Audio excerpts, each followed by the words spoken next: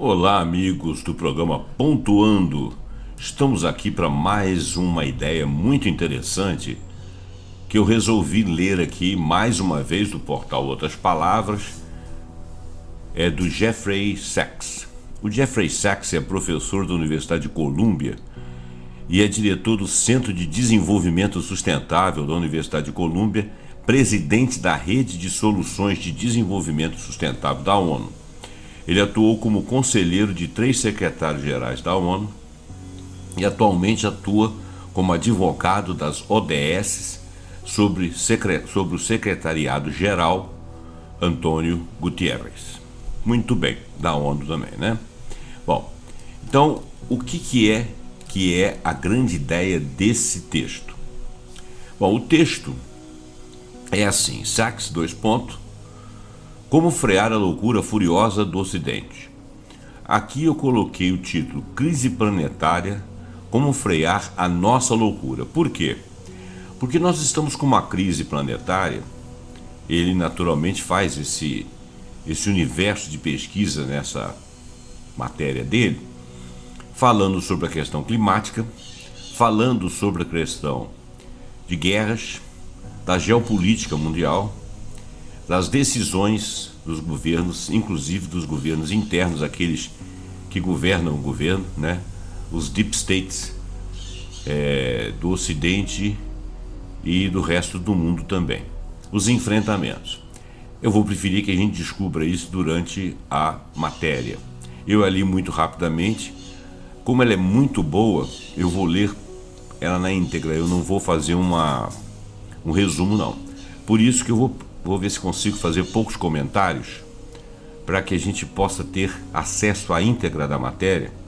Normalmente, quando eu leio assim, muito rapidamente, algumas partes ficam não explicadas, mas se for preciso, na descrição do vídeo, desse vídeo podcast, eu deixo aí alguma explicação para alguma coisa que eu, por acaso, não saiba, que a maioria não saiba, mas sempre tem alguns que entendem tudo, né?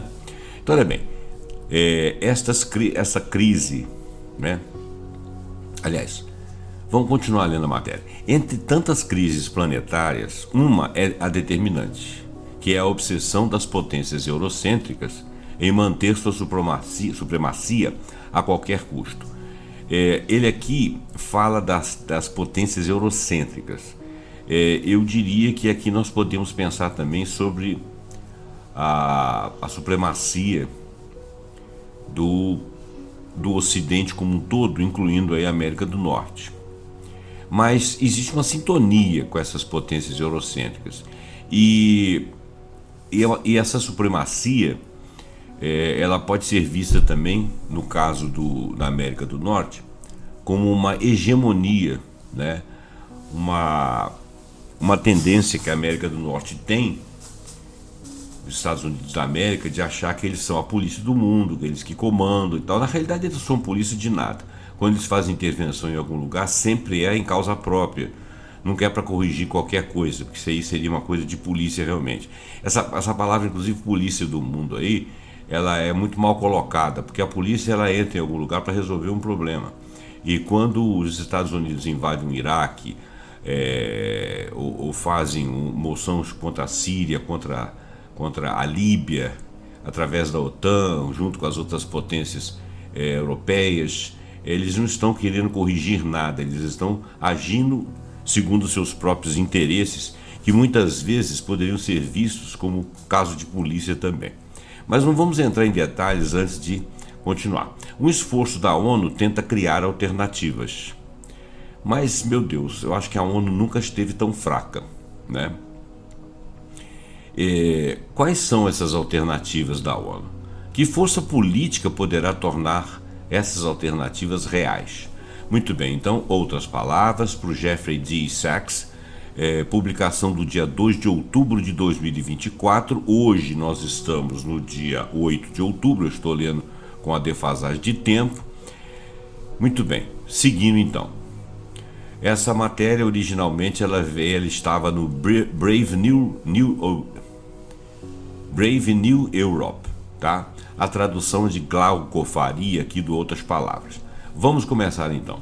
Estamos em uma nova fase da história da humanidade devido à confluência de três tendências interrelacionadas. Primeiro, e a mais importante, o sistema mundial liderado pelo Ocidente, no qual países da região do Atlântico Norte dominam o mundo militar, econômica e financeiramente, chegou ao fim. Em segundo lugar, a crise ecológica global, marcada pela mudança climática induzida pelo homem, pela destruição da biodiversidade, pela poluição maciça do meio ambiente, levará a mudanças fundamentais na economia e nas governanças mundiais. Em terceiro lugar, o rápido avanço das tecnologias em vários domínios, a inteligência artificial, computação, biotecnologia, geoengenharia, perturbará profundamente a economia e as políticas mundiais, ou a política mundiais. Quer dizer, economia e política mundiais. Esse para ficar assim mais próximo daquilo que é o texto, tá, gente? Esses desenvolvimentos interconectados, geopolíticos, ambientais, tecnológicos, estão alimentando enormes incertezas, deslocamentos sociais, crises políticas e guerras abertas. Para lidar com esses desenvolvimentos cruciais, o secretário-geral das Nações Unidas, atualmente o Antônio Guterres, convocou a Cúpula do Futuro, que tem como sigla em inglês SOFT, SOTF, que é realizada entre 22 e 23 de setembro agora de 2024 na sede da ONU em Nova York, para reformar nossas instituições internacionais de modo que elas sejam adequadas ao propósito de nosso mundo em rápida mudança. Como a paz global depende mais do que nunca da eficácia da ONU e do direito internacional, a SOFT, que é essa cúpula do futuro, deve ser um divisor de águas na governança global, mesmo que não faça mais do que apontar o caminho para mais negociações e deliberações nos anos imediatamente futuros. Quer dizer, são estudos, né? É uma cúpula de estudos. Ela não tem poder de mando, não tem poder de governante, mas está aí proposta. Nossas instituições existentes, tanto nacionais quanto internacionais, certamente não estão à altura da tarefa de governança em nosso mundo em rápida transformação. O grande biólogo evolucionista Edward O. Wilson, já falecido, muitas vezes descreveu nossa situação da seguinte forma: entramos no século XXI com emoções da idade da pedra, instituições medievais e tecnologias quase divinas. Gente, esse cara, eu acho que ele definiu tudo. Eu vou repetir: Edward O. Wilson, já falecido. Ele diz o seguinte: entramos no século XXI, nossa atual era, com emoções da idade da pedra, com instituições medievas, ou seja, medievais, e tecnologias quase divinas. Com isso, ele quis dizer que enfrentamos nossos desafios hoje com a natureza humana cognitiva e emocional básica, que foi formada pela evolução humana há dezenas de milhares de anos, com instituições políticas forjadas há séculos. A Constituição dos Estados Unidos ela foi redigida em 1787 e nada mudou até agora, e com a velocidade da luz no avanço tecnológico. Pense no ChatGPT como a última maravilha, mas pense também na IA, pense também no metaverso, coisas inimagináveis há poucos meses, eu diria anos atrás. Talvez o fato mais básico de uma mudança social profunda seja a incerteza. Quer dizer, hoje nós temos muito poucas certezas, então essa é uma grande mudança social. No mundo inteiro, nós estamos com incertezas. Eu não sei se eu posso incluir a Ásia, com a espetacular evolução tecnológica e forma de vida que facilitou demais a vida deles, com obras faraônicas, miraculosas, com gastos extraordinários, como evolução em 50 anos na China, por exemplo, que eles saíram de uma única camisa azul e bicicleta para foguetes no espaço, domínio da Lua, tecnologias de IA super avançadas, investimento de bilhões e bilhões de dólares em toda a área tecnológica. Eu não sei se lá existe uma incerteza, se lá dentro eles se sentem infelizes, esquisitos, estranhos e acham a vida estranha.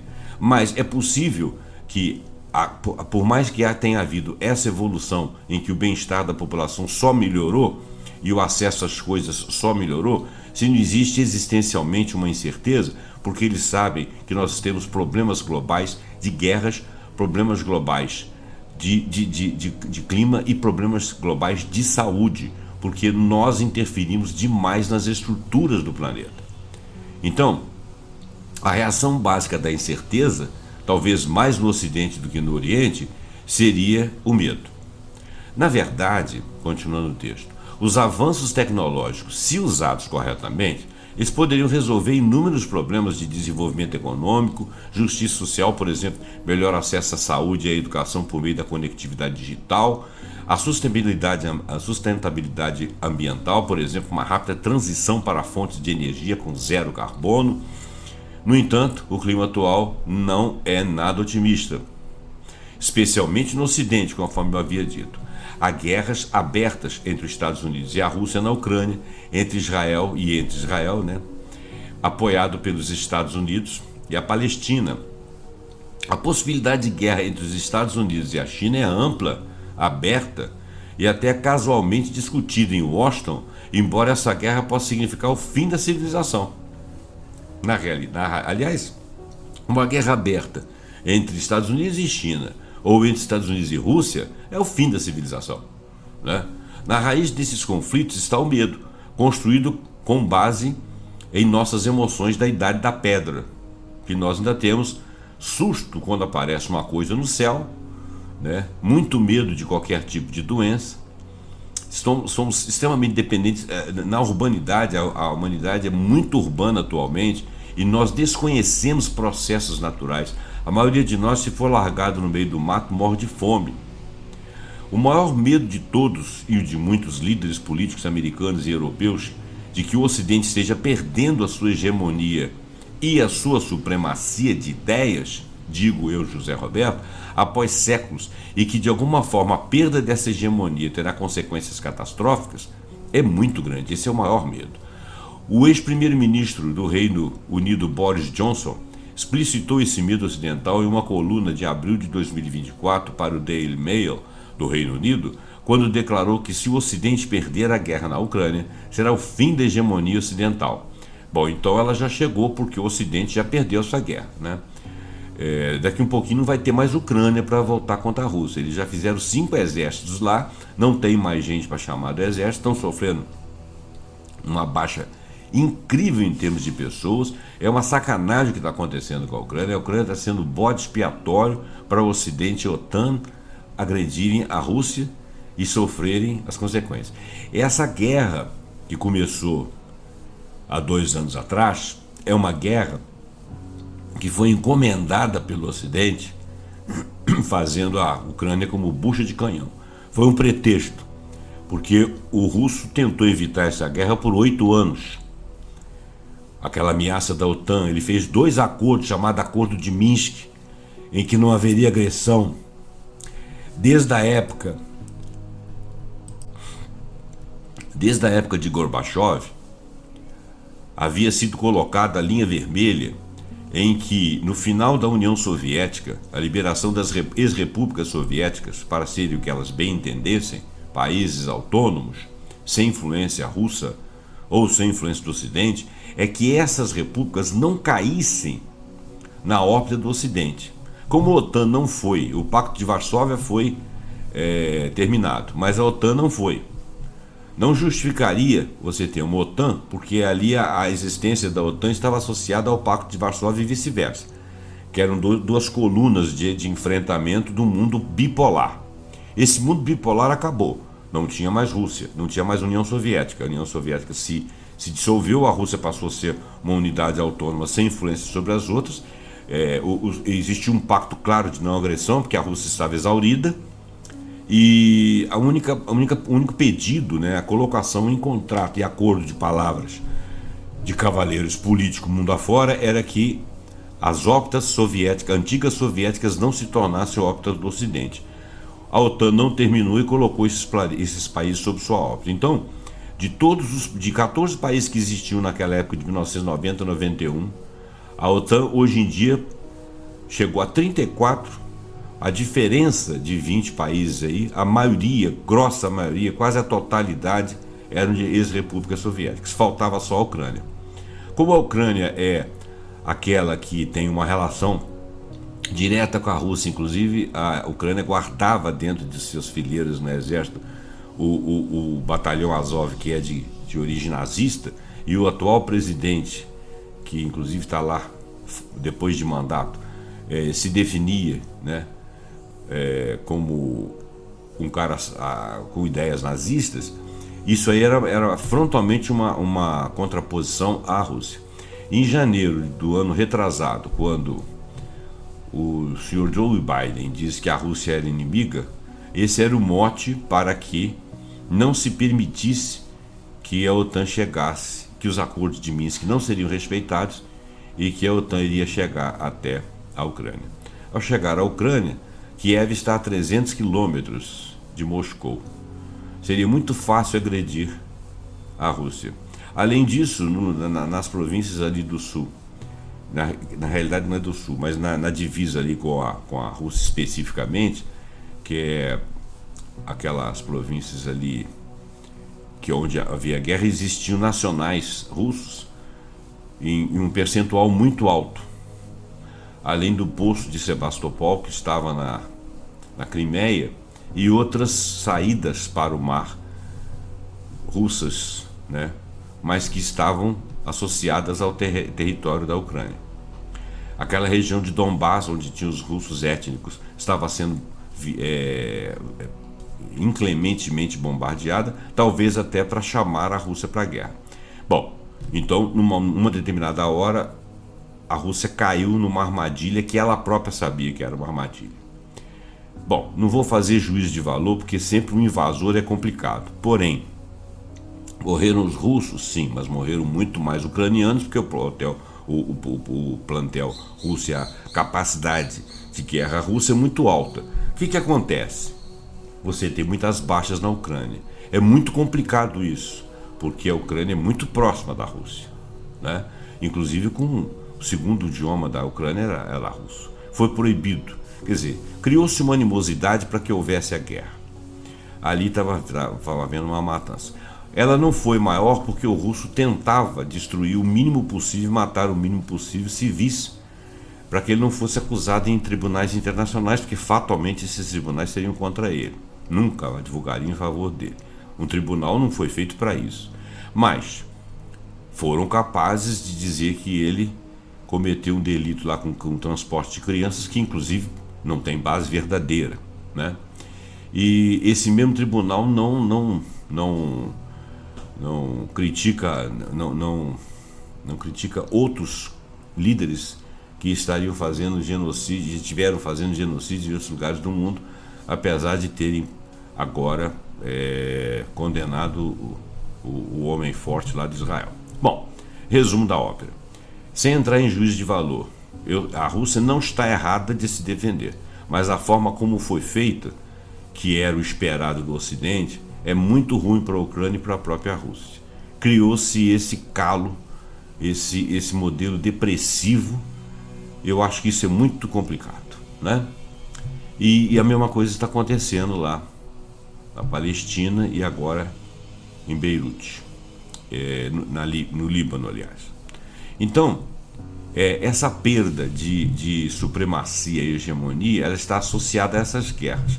Se você combate a Rússia, que é um soldado bem preparado, uma condição militar de primeira linha, em alguns momentos melhor que os americanos, embora o exército americano ainda seja o mais forte do mundo, e se você combate a China, que é a maior economia do mundo, é a fábrica do mundo, você consegue manter algum tempo a sua supremacia, a sua hegemonia militar, econômica e política. Então, essas guerras, elas não estão acontecendo por acaso. Em princípio, começa por aí. Bom, então agora eu vou voltar ao texto. Você pode desconsiderar, se você quiser, essa opinião que eu dei aí, eu falando, tá? Embora eu tenha me baseado em dados que saem desses textos que eu pesquiso, mas você pode ter outras informações e não concordar comigo. Vou voltar ao texto. É aí que reside a essência da guerra da Ucrânia e de muitos outros conflitos globais. Os Estados Unidos e seus aliados querem expandir a OTAN para a Ucrânia, foi o que eu falei. A Rússia disse firmemente que não, também foi o que eu falei. Tanto Washington quanto Londres estavam prontos para travar uma guerra com a Rússia por causa da ampliação da OTAN para proteger, entre aspas, a hegemonia ocidental, especificamente o direito de ditar acordos de segurança para a Rússia, enquanto a Rússia estava pronta para travar uma guerra para manter a OTAN afastada. Na verdade, a Rússia está prevalecendo no campo de batalha sobre o exército da Ucrânia, o que já era esperado, e os armamentos da OTAN. Ou seja, ela consegue massacrar a Ucrânia de alguma forma, não é um massacre total, mas é um massacre considerável, com os armamentos da OTAN lá dentro. E isso não é surpreendente, isso era sabido. O que talvez seja surpreendente é como o Ocidente subestimou completamente as capacidades russas. Eu vou dizer para você que ele não subestimou, que ele tentou, com aquelas sanções, quebrar a Rússia, mesmo que ela tenha grande capacidade. Se ela fosse quebrada com as sanções e estivesse numa guerra, ela de repente sofreria um debacle. Ao sofrer um debacle, era a chance de política, economicamente e militarmente, dela ser dominada. Isso não aconteceu 2 anos depois, ao contrário, a Rússia cresceu. E cresceu principalmente porque eles acabaram com o Nord Stream 1 e Nord Stream 2, que era o gasoduto que saía diretamente dos campos de Baku, lá, lá na Rússia, e levando nesse consórcio construtivo dos 2 Nord Streams, que era com a Alemanha e alguns países dali, e levando o gás diretamente para dentro da Europa num curto percurso. Esse gás chegava lá muito barato e tocava as indústrias, principalmente da Alemanha. Ao fazer a guerra e bombardear o Nord Stream 1 e Nord Stream 2, o gás da Rússia não chegaria até a Europa.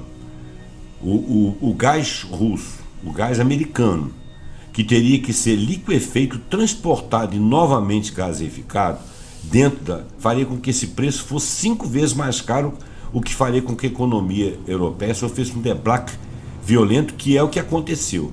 Mas a Rússia não deixou de vender o seu gás. Ela acabou vendendo para a China e para outros países, inclusive para a própria Europa, no mercado negro. O que aconteceu? As grandes empresas, como por exemplo McDonald's e outras, saíram de dentro da Rússia, mas as empresas russas, porque lá eles têm capital também, conseguiram criar coisas no lugar e aumentaram o mercado interno e conseguiram captar maior valor por esse gás do que estavam vendendo para a Europa. Então a economia, o PIB da Rússia cresceu em 2 anos 100%. Em 2 anos 100%. Então, olha bem, ela não perdeu capacidade militar, não perdeu capacidade econômica, não perdeu a pose, ou seja, ela não perdeu capacidade política, certo? Quem que perdeu? A Europa. Então, o único erro dos americanos, na minha maneira de ser, discordando um pouco aí do Jeffrey Sachs, é que eles não se surpreenderam com a capacidade da Rússia militar. Eles se surpreenderam foi com a capacidade estratégica da Rússia, com a dinâmica da economia da Rússia de melhorar sob sanção. O que significa que eles não são economicamente tão importantes no mundo assim. Essa foi a grande surpresa. Então ele diz aqui, isso não é surpreendente. O que talvez seja surpreendente é como o Ocidente subestimou completamente as capacidades da Rússia. Quer dizer, inclusas as capacidades aí, as questões político-econômicas. Voltando ao texto.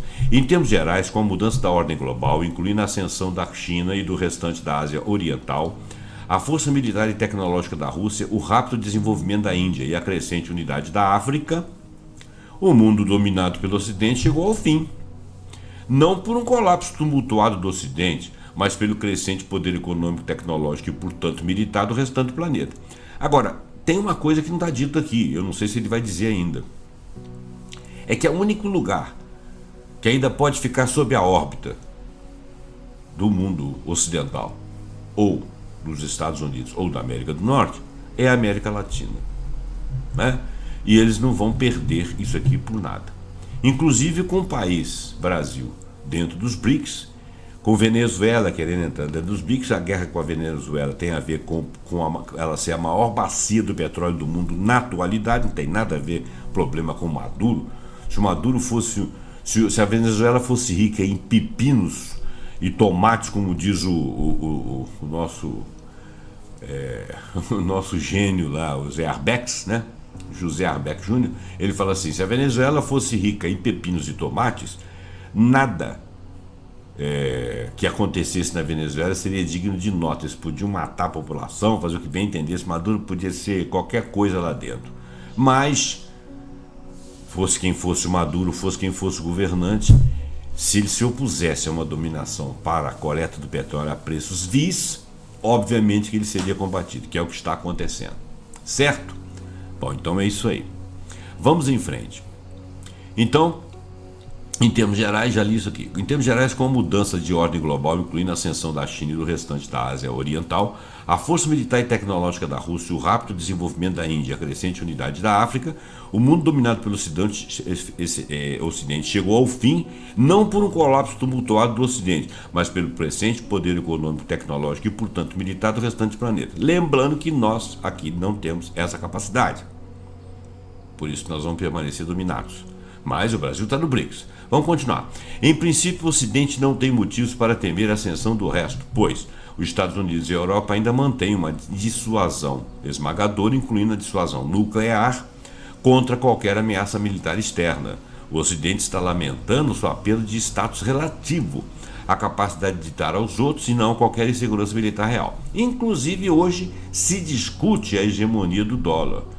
Muitas coisas, muito tráfico de mercadorias, trânsito de mercadorias entre países está acontecendo em uma cesta de moedas ou está acontecendo não em dólar, o que vem acontecendo precipuamente. Por exemplo, se a Argentina comprar alguma coisa do Brasil, ela tem de ter dólares para pagar ao Brasil em dólares. E o Brasil, com esses dólares, compra coisas do resto do mundo. O dólar é a moeda de troca transacional, mundialmente falando. Então, como é que eles começaram a trabalhar isso aí? O russo conseguiu vender o gás dele em rublo, e os países que compravam tinham uma conta corrente nos bancos russos em rublo. Ou seja, eles tinham estoque de rublo para continuar comprando, já que eles não poderiam comprar dólar para comprar em dólar da Europa, da Rússia, porque o dólar que ele desse para a Rússia caísse no banco europeu, ele era simplesmente bloqueado, porque todas as reservas da Rússia foram bloqueadas, reservas em dólar. Mas a Rússia tinha ouro, tinha água bastante, tinha comida bastante e tem produtos para poder vender, e vendeu em rublos, né? A China comprou em rublos, o Irã fez transações em ienes com o dinheiro chinês, porque o Irã também é sancionado, e com a Rússia, no dinheiro russo. Muito bem, então, isso é um precedente perigoso. Eles provocaram dois monstros com muita capacidade. Mas apesar disso, as transações ditadas dentro dos BRICS ainda são em dólar. Lembrem que a presidente do Banco dos BRICS atualmente é a Dilma Rousseff. E ela falou que ainda não é o momento de mexermos com isso. Claro, se eles for mexer com essa guerra toda que tem por aí, se você mexer com dólar agora, a guerra vai generalizar, vai ter bomba atômica. Então tem que ser vagarosamente. Vamos lá. Nada vai restaurar a hegemonia ocidental nos próximos anos. Nenhuma vitória militar, nenhum avanço tecnológico ou alavancagem econômica. A ascensão de capacidades militares, tecnológicas, econômicas e financeiras avançadas na Ásia e em outros continentes é imparável. Se você começar a caminhar muito rápido aqui, eles estão caminhando mais rápido ainda lá. E é claro, não deve ser interrompida. Óbvio, eles não vão fazer isso, pois significa um mundo mais justo e próspero do que o mundo dominado pelo Ocidente. O mundo que está nascendo lá no Oriente, na China, sob o comando da China e outros ali, tigres asiáticos, etc., é um mundo onde você tem uma melhor divisão do trabalho, uma melhor divisão das finanças, ou seja, do poder econômico. É um mundo melhor, é um mundo mais justo, pelo menos por enquanto, né? Não sabemos daqui 100 anos, 200 anos. No entanto, o fim da hegemonia ocidental não significa uma nova hegemonia chinesa ou indiana ou asiática de uma maneira geral. Há simplesmente um número excessivo de centros de poder. Os Estados Unidos, a União Europeia, a China, a Rússia, a Índia, a União Africana, que está despontando agora, e muita capacidade de diversidade para permitir que qualquer outro hegemonista substitua a ordem mundial liderada pelo Ocidente. Né? Muita capacidade e diversidade para permitir que qualquer outro hegemonista substitua a ordem mundial liderada pelo Ocidente. Chegamos, após séculos de domínio ocidental, ao mundo além da hegemonia. Existem os hegemônicos que se tem como supremacistas hegemônicos, mas existe um outro mundo que desafia ele e convive com ele. Não o respeita necessariamente, mas também não o desrespeita. Simplesmente mostra que ele não é hegemônico assim, como ele pensa que é. Esse novo mundo, além da hegemonia, deve ser o ponto de partida para a cúpula do futuro, a tal soft lá de estudos. Os Estados Unidos, o Reino Unido e a União Europeia devem comparecer à cúpula não em uma tentativa vã de sustentar sua hegemonia, como existia na fantasia de Boris Johnson, ou de forma equivalente para proteger a autodeclarada ordem baseada em regras naturalmente deles, dos americanos, né? Eles fazem as regras e falam que o mundo é baseado em regras, mas regras não discutidas. Uma expressão vazia que prevê que as regras sejam determinadas apenas pelos Estados Unidos da América. E o restante dos não hegemônicos não estão concordando e não estão respeitando. Hoje existe poder para não respeitar, mas até que ponto? É aí que é o limite da guerra. Eles devem vir como parte de um novo mundo multipolar que busca soluções para os profundos desafios ecológicos, tecnológicos, econômicos e outros. A nova ordem deve ser baseada no multilateralismo, no direito internacional, sob uma Carta da ONU adequadamente reformulada. Muito bem. Prossigamos. Como presidente da Rede de Soluções para Desenvolvimento Sustentável da ONU, SDSN, sigla em inglês de Unsustainable Development Solutions Network, uma rede mundial de mais de 2.000 universidades, que é esse SDSN, e grupos de reflexão dedicados ao desenvolvimento sustentável em geral e aos Objetivos de Desenvolvimento Sustentável, que são as ODS da ONU, especificamente, eu, Jeffrey Sachs, diz ele, tenho a oportunidade de discutir o futuro da humanidade com líderes universitários, cientistas, tecnólogos, formadores de políticas e políticos de todo o mundo, com o objetivo de vislumbrar um futuro próspero, justo, sustentável e pacífico para todo mundo, não para um ocidente privilegiado ou qualquer outra pequena parte do mundo. Com base nessas amplas discussões, a SDSN emitiu uma declaração sobre a cúpula do futuro, a SOFT, respondendo aos 5 principais capítulos, entre aspas, para a tomada de decisões na cúpula. Primeiro, alcançar o desenvolvimento sustentável, ou seja, você desenvolve, mas não arrebenta com o planeta. 2, garantir a paz global. Isso aqui vai ser difícil. 3, governar as tecnologias de ponta, saber os limites disso, por exemplo, das IAs. Hoje em dia você consegue subverter o mundo com tecnologia. Ela pode salvar, mas ela pode nos afundar. Hoje você consegue fazer um filme com a imagem da pessoa, absolutamente realista, com a voz da pessoa, dizendo uma coisa que aquela pessoa, em momento algum da vida dela, disse. Isso é muito complicado. E 4, educar os jovens para esse novo mundo. Sim, porque você tem que educar o jovem para ele não ser um tapado que fica raciocinando no século 20 ou anterior, conforme está acontecendo na atualidade, que as pessoas dizem que estão defendendo valores que não existem, que não fazem nenhuma diferença, que são anticientíficos, que são anti-existência humana e que discriminam grupos. Isso não são valores, isso é irracionalidade. Então essas pessoas precisam ser educadas para serem racionais, mas para terem suas emoções em dia também, para respeitar a diversidade e discuti-la. E discutir também os problemas relativos às pessoas de uma maneira consciente, técnica e científica, e não com base em, entre aspas, valores, conforme tem um deputado imbecil aí que fala. Muito bem. Então, e o 5º? Reformar as instituições da ONU para torná-las adequadas ao equilíbrio pós-hegemônico do século XXI. Eu tenho aqui a minha desconfiança, Zé Roberto, pessoal, né? Eu, Zé Roberto, pessoalmente, digo que eu tenho uma desconfiança da reforma das instituições da ONU. Eu acho, mas eu não sou muito inteligente nessa área, muito sábio nessa área, eu praticamente não sei porcaria nenhuma, mas de ONU, eu acho que nós teríamos que criar uma outra forma.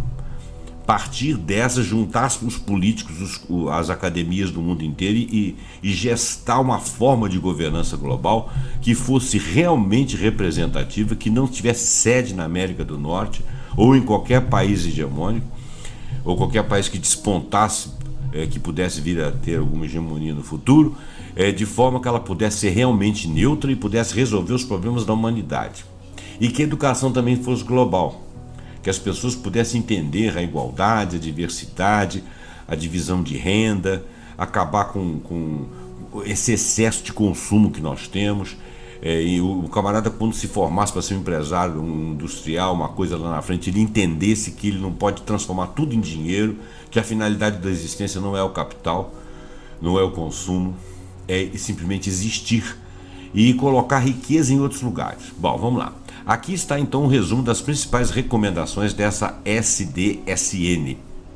Primeiro, a agenda da ODS deve continuar sendo um núcleo de cooperação global até 2050. Os Objetivos de Desenvolvimento Sustentável foram inicialmente definidos para o período de 15 anos entre 2016 e 2030, seguindo o período de 15 anos dos Objetivos de Desenvolvimento do Milênio. Está claro que as ODS não serão alcançadas no prazo original. Pedimos encarecidamente a essa cúpula soft que reconheça o papel central dos ODS no alinhamento das políticas nacionais, regionais e globais e se comprometa com a estrutura das ODS até 2050, de modo a reforçar os esforços já em andamento e reconhecer o horizonte de tempo necessário para reorientar a economia mundial para o desenvolvimento sustentável. 2. A Agenda de Desenvolvimento Sustentável deve ser financiada adequadamente. Todas as evidências desenvolvidas pelo meio acadêmico, pelo sistema Bretton Woods e pelas instituições da ONU são de que ainda há um enorme déficit no ritmo de investimento necessário para que as nações mais pobres alcancem essas ODS. Isso é óbvio, está dando para ver isso, a fim de mobilizar os fluxos de investimento necessário para capital humano, para a infraestrutura, porque se você não tem infraestrutura, você não tem planeta saudável, porque se você tiver uma coisa acontecendo muito ruim lá e muito poluente lá na África, com todo mundo morrendo, animal e floresta e escambau, porque para lá joga-se todos os lixos, né, e aquelas populações vivem de qualquer maneira, isso reflete no mundo todo. Então nós temos, nem que seja por egoísmo da nossa sobrevivência, ver que a sobrevivência do outro a não sobrevivência de outros pode nos levar ao colapso, né? Então, a fim de mobilizar os fluxos de investimento necessários para capital humano, que as pessoas tenham conhecimento e possam trabalhar lá dentro, e suas infraestruturas. A arquitetura financeira global deve ser reforçada e adaptada ao desenvolvimento sustentável. O principal objetivo é garantir que os países mais pobres tenham financiamento adequado, tanto de fontes internas quanto externas, e com qualidade suficiente em termos de custo de capital e vencimento de empréstimos. 3. Os países e as regiões devem produzir estratégias de desenvolvimento sustentável de médio prazo. O desenvolvimento sustentável em geral e os ODS especificamente exigem planos de investimento público de longuíssimo prazo, caminhos de transformação e uma orientação de missão para fornecer os bens e serviços necessários para atingir as tais ODS. Para isso, todas as nações e regiões precisam de estratégias de médio prazo para alcançar as ODS. Aqueles que não têm que ser ajudados a concebê-las, a planejá-las. Essa estratégia, com um horizonte de até 2050 e em alguns casos além, deve fornecer uma estrutura integrada, não apenas de um país, mas integrada a todos os outros da região, do continente e mais, do planeta, né? Para investimentos locais, nacionais e regionais para alcançar as ODS e transformações tecnológicas necessárias para alcançar sociedades verdes, digitais e inclusivas. Bom, alcançando a paz e a segurança internacionais, começam o princípio número 2. Primeiro, do princípio número 2. Princípios fundamentais de não intervenção devem ser reforçados e ampliados. A maior ameaça à paz global é a interferência de uma nação nos assuntos internos de outra nação, como a letra e o espírito da Carta das Nações Unidas. Ou seja, as Nações Unidas elas têm que estar de uma tal forma que elas impeçam O que não acontece atualmente, a interferência e ocupação, né? Por exemplo, o que estão fazendo na Venezuela. Você pode falar o que você quiser do Maduro. A intenção de quem fala do Maduro na Venezuela não é que ele esteja errado. Se ele fosse Jesus Cristo, ele seria combatido do mesmo jeito. Então ele tem defeitos? Eu nem sei se ele os tem. Não é isso que está se falando. O que está se falando é que estão interferindo lá dentro. Sequestraram as reservas dos caras, sequestraram o ouro dos caras, impede que eles vendam seu petróleo. O que você quer que tenha lá dentro? Crise. E ele que é um mau administrador? Se ele fosse o melhor administrador do planeta, ele levaria a sociedade dele a problemas de vivência. Estão me faltando palavras, né? A sociedade deles estaria calcada na miséria, na necessidade, por mais bem administrada que fosse. Mas você ia administrar a pobreza, e eles são muito ricos, né? E por que está se administrando a pobreza? Porque eles são incompetentes? Não, é porque foi retirado deles as oportunidades de viverem de acordo com as riquezas que têm. Se eles fossem capazes de conviver e viver com as riquezas que têm, e fizesse tudo errado, você poderia falar mal dele, mas interferir lá dentro não pode. E é o que estão fazendo, com o objetivo único de jogá-lo no chão, fazerem uma revolta lá dentro e tomarem aquilo de assalto para ter petróleo barato. Isso é uma intervenção capciosa. Então, a maior ameaça à paz global é a interferência de uma nação nos assuntos internos da outra, ou tentar ser hegemonista, ou tentar fazer com que essa nação capture, ou tentar tomar suas riquezas. Essa interferência na forma de guerras, coerção militar, operações secretas de mudança de regime, que é o que já tentaram na Venezuela 2 vezes, estão tentando na terceira, guerra cibernética, guerras de informações, manipulação e financiamento político, medidas coercitivas unilaterais, financeiras, econômicas, comerciais, tecnológicas, que eles sofreram, o pessoal da Venezuela, que o Irã sofreu, que a Rússia sofreu também, que a própria China sofre, em menos escala, né? Todas violam a Carta da ONU e geram tensões internacionais, violência, conflitos e incontáveis guerras. E quando as pessoas falam que nós poderíamos evitar a guerra, eu te pergunto, aqueles que promovem a guerra querem que elas terminem? Hoje em dia existe uma palavra chamada guerra infinita. A guerra para os Estados Unidos, se você tem produção de armas cada vez mais sofisticadas, ou pelo menos em cada vez maior volume, necessita que haja guerra. E é guerra de dominação. Tá certo? Conflitos que sejam quais forem no mundo afora. Por esse motivo, os Estados-membros da ONU devem decidir acabar com as medidas ilegais de intervenção de qualquer nação ou grupo de nações nos assuntos internos de outra nação ou grupo de nações. Os princípios de não intervenção, consagração na Carta da ONU, nas resoluções de Assembleia Geral da ONU e na lei internacional devem ser reforçados. Primeiro, nenhuma nação deve interferir na política de qualquer outro país. Segundo, nenhuma nação ou grupo de nações deve adotar medidas coercitivas unilaterais. Terceiro, em um mundo que opera sob a Carta da ONU, não há necessidade de as nações estacionarem permanentemente forças militares em países estrangeiros, ou seja, criarem bases como os americanos fazem, a não ser em função de decisões de Conselho de Segurança da ONU, que seja necessário. O Conselho de Segurança, entre outras agências da ONU, deve estar fortalecido para manter a paz. O Conselho de Segurança deve ser reformado, ampliado e capacitado para manter a paz, de acordo com a Carta da ONU. A reforma da estrutura do Conselho de Segurança está descrita na seção 5, abaixo, né? Aqui enfatizamos o aumento do poder e das ferramentas do Conselho de Segurança da ONU, inclusive votação por supermaioria dentro do Conselho de Segurança, para superar o veto de um determinado membro qualquer que tenha mais poder, o poder de proibir o fluxo internacional de armas para as zonas de conflito, por exemplo. Esse deveria ser um poder da ONU. Serviço reforçado de mediação e arbitragem e maior financiamento de operações de construção da paz. Você tem exércitos, você tem milhares de pessoas pagas, financiadas como médicos, cuidadores, enfermeiros, para ir para determinada região de conflito, vacinar, melhorar a questão da saúde, cuidar dos inválidos, cuidar de velhos, principalmente se for ambiente de baixa renda. Além do Conselho de Segurança, outros instrumentos importantes da manutenção da paz global, dos direitos humanos e do direito internacional devem ser fortalecidos. Isso inclui a autoridade e a independência da Corte Internacional de Justiça e do Tribunal Penal Internacional, a funcionalidade e o apoio à assistência humanitária baseada na ONU.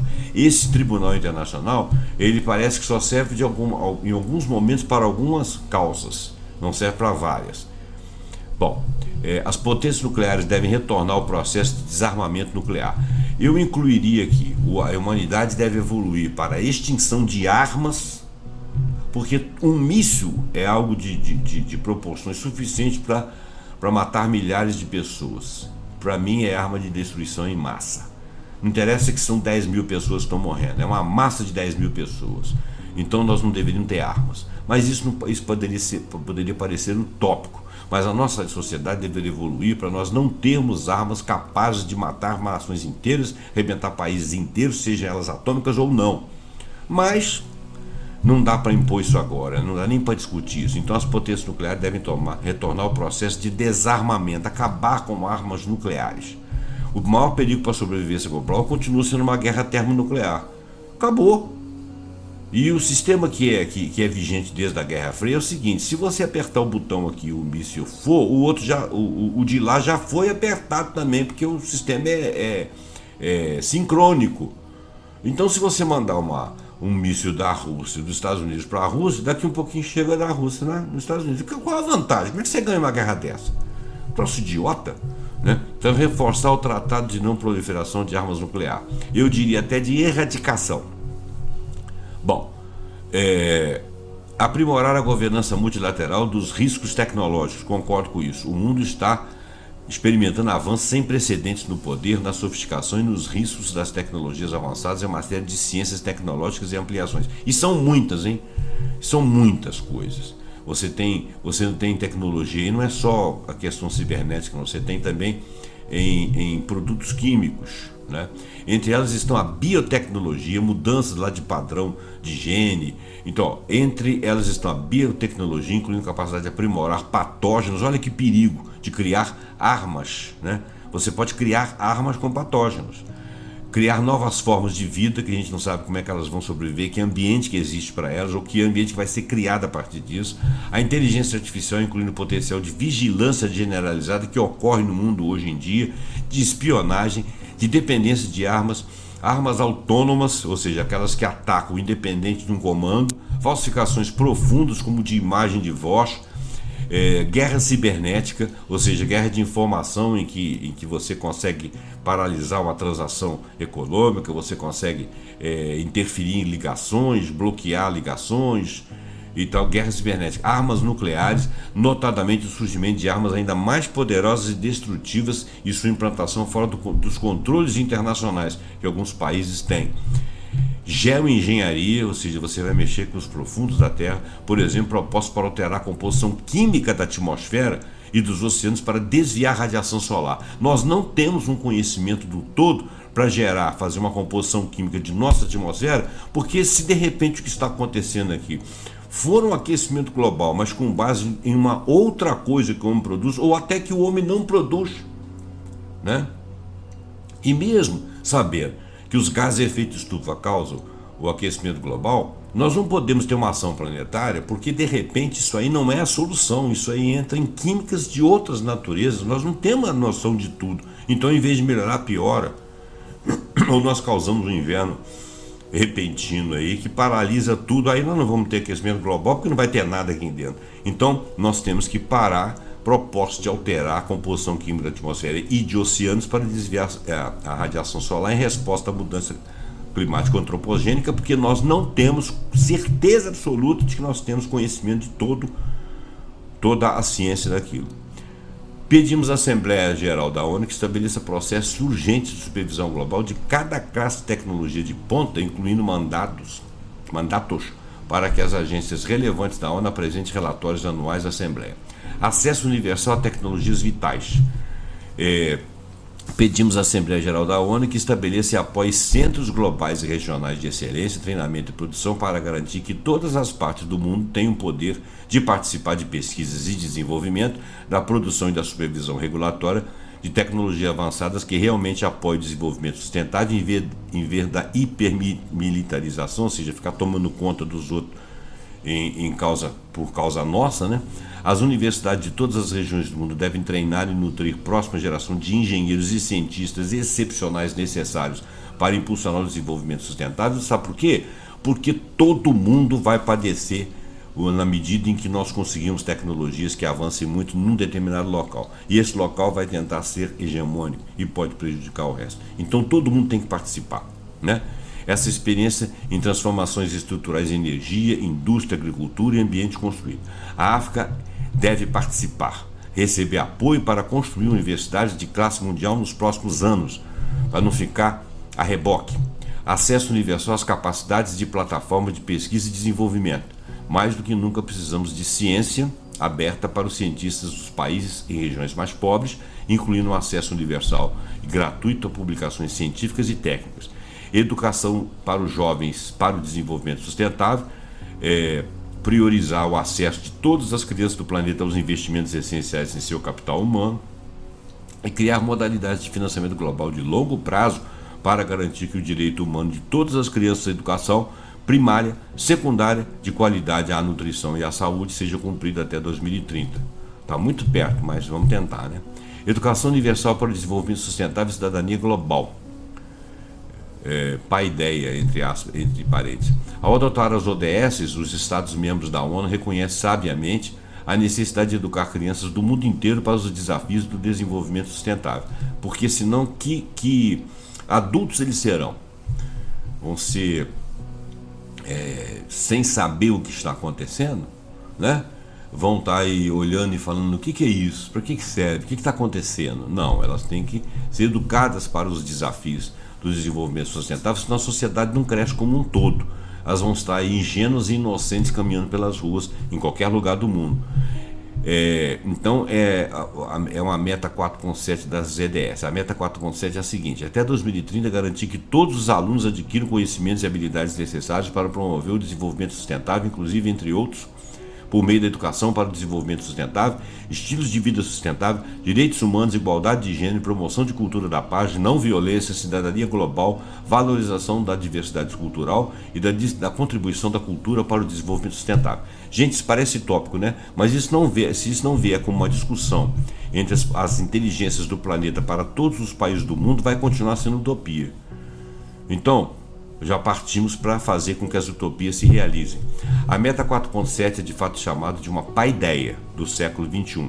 O antigo conceito paideia é o antigo conceito de conhecimento, virtude e habilidades essenciais que devem ser alcançados por todos os cidadãos da polis. Da polis. Pois é, então essa paideia agora é da polis global. Hoje temos uma polis global, uma cidadania global. Conselho de Jovens e Gerações Futuras, empoderamento dos jovens por meio de treinamento, educação, orientação e participação em deliberações públicas para promover uma nova geração comprometida com o desenvolvimento sustentável, a paz e a cooperação global. Transformando a governança global sobre a Carta da ONU, 5.1, deveria ser estabelecida uma Assembleia Parlamentar da ONU, ou seja, a ONU deveria ter um parlamento. Em todo o mundo, a sociedade civil, os acadêmicos e os cidadãos pediram o fortalecimento das instituições globais por meio do estabelecimento de uma representação de nós e os povos na ONU, né? Os povos na ONU. Nós, seres humanos, habitantes da Terra, temos uma representação de qualquer país, sendo eu cidadão de qualquer país, na ONU. Ou seja, deputados, senadores, propomos como a primeira instância estabelecer uma Assembleia Parlamentar da ONU como órgão subsidiário da Assembleia Geral da ONU, de acordo com o artigo 22 da Carta da ONU. Outros órgãos subsidiados da ONU devem ser estabelecidos. Invocando os poderes previstos nesse artigo 22, a Assembleia Geral deve estabelecer novas câmaras subsidiárias, né? As novas câmaras poderão incluir, entre outras coisas, um conselho de região para permitir a representação de órgãos regionais como a ASEAN, a União Europeia, a União Africana, a União Econômica Euroasiática, entre outros, para que elas conversem entre si, né? Um conselho de regiões de um planeta que é redondo, né? É global, ele é um globo, não é isso? Um conselho de cidades para permitir a representação das cidades em outras jurisdições subnacionais. Um conselho de cultura, religião e civilização para promover uma cultura de paz e não violência, cidadania global e apreciação pela diversidade cultural, religião e civilização. Isso deve ser muito difícil, né? Um conselho de jovens e gerações futuras para representar as necessidades e aspirações dos jovens de hoje e gerações futuras. Um conselho sobre o antropoceno para apoiar e aprimorar os trabalhos de agências da ONU no cumprimento de metas de acordos ambientais multilaterais, incluindo o Acordo Climático de Paris, a estrutura da biodiversidade global de Kunming, Montreal e os objetivos ambientais das metas de desenvolvimento sustentável. 5.3. O Conselho de Segurança da ONU deve ser reformulado em seus membros e nos seus poderes. Pedimos ao Conselho de Segurança da ONU e à Assembleia Geral da ONU que adotem reformas urgentes necessárias na estrutura e nos processos de Conselho de Segurança, tá? Incluindo a Índia como membro permanente, porque ela representa 18% da humanidade. Nossa Senhora, ela é a terceira maior economia do mundo em paridade de poder e compra e outros atributos que significam o alcance global da Índia, economia, tecnologia e assuntos geopolíticos. A Índia já chegou à Lua, né? 2. A adoção de procedimentos para anular veto por supermaioria, talvez até de 3/4 de votos. Expansão do reequilíbrio total de assentos para garantir que todas as regiões do mundo estejam bem representadas. Reflexão e consideração. Bom, aqui nós estamos finalizando. O princípio mais fundamental do nosso sistema mundial deve ser respeito mútuo entre as nações. O mundo enfrenta desafios profundos: destruição ambiental, instabilidade política generalizada, armamento de tecnologias de ponta e aumento dramático de desigualdades de riqueza e poder, que só podem ser enfrentados por meio de cooperação pacífica entre nações. A ONU é um trabalho em andamento, é a criação de um mundo muito diferente que foi dominado pelos Estados Unidos no período intermediário após a Segunda Guerra Mundial. Aos 79 anos de idade, a ONU ainda é uma criança no antigo desafio da boa governança e da política internacional. Cúpula do Futuro é, portanto, um momento fundamental para reflexão e reconsideração sobre como governar o nosso novo mundo multipolar em um momento de desafios sem precedentes enfrentados pela humanidade. Gente, eu tive que fazer aqui um pequeno resumo, porque a culpa não é de vocês, é minha, nem é do próprio texto. O texto é grande, mas eu fiz alguns comentários aí, colocando coisas. Eu até peço desculpa por isso, mas os meus comentários não são desvairados, né? Não são bobagens, não são apenas opiniões minhas, são dados. Mas talvez não fizesse tanta diferença. Eu peço desculpa então por isso. Mas olha bem, fica conosco, muito obrigado pela sua atenção, passa esse vídeo para frente e até o próximo programa pontuando com algum assunto que nós acharmos muito interessante. Até lá.